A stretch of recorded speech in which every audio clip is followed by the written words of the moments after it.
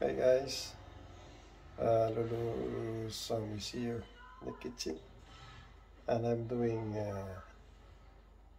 my favorite pancit mulo from Bacolod menu. Ito po ay homemade version ko po ito paggagawa ng pancit mulo. Yan po yung aking mga ingredients. Bawang, maraming bawang, mas masarap. Sibuyas at daon ng celery na inalo ko po sa pork mince. Tsaka yung paminta. Yan po.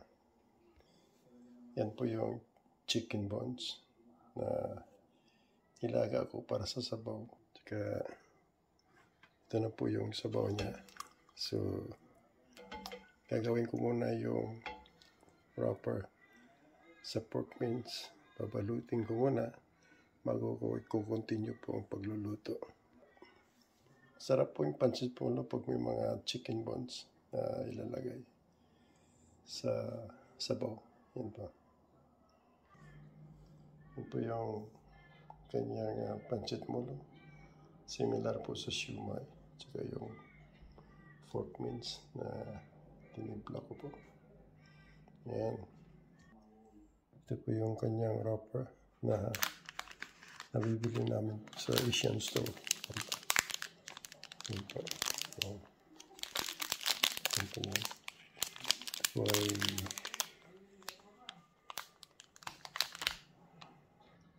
yan po ay 60 pieces. So, pakita ko po sa inyo kung paano po babalutin po ito.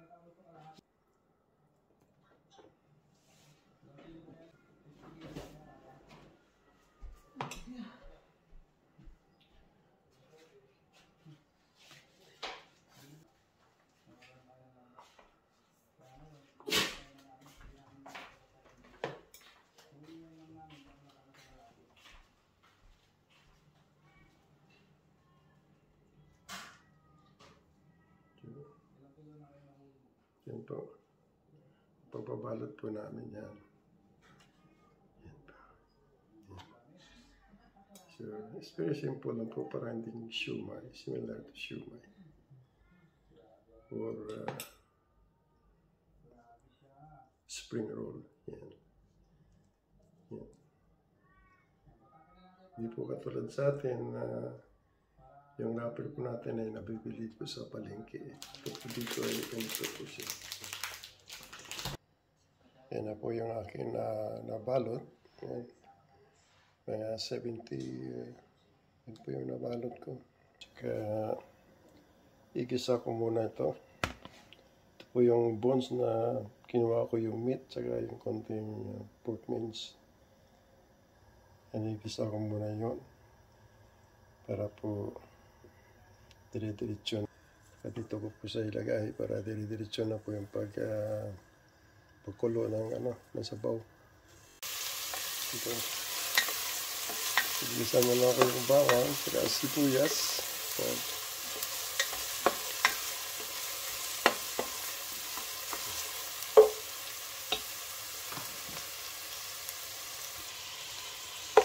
Yan po. Ito po ay chicken may himay ko, saka yung pork mince. Madali lang po ito lutuin. Ang pancit mulo. Sa Bacolod po, ito po ay specialty po ng mga Ilonggo. Ang pancit mulo. Ito ay natutunan ko lang po sa ating parents.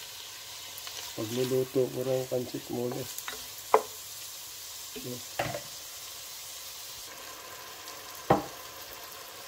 Ito nilagyan ko po ng soy sauce sa paminta. Yan na po ay luto na.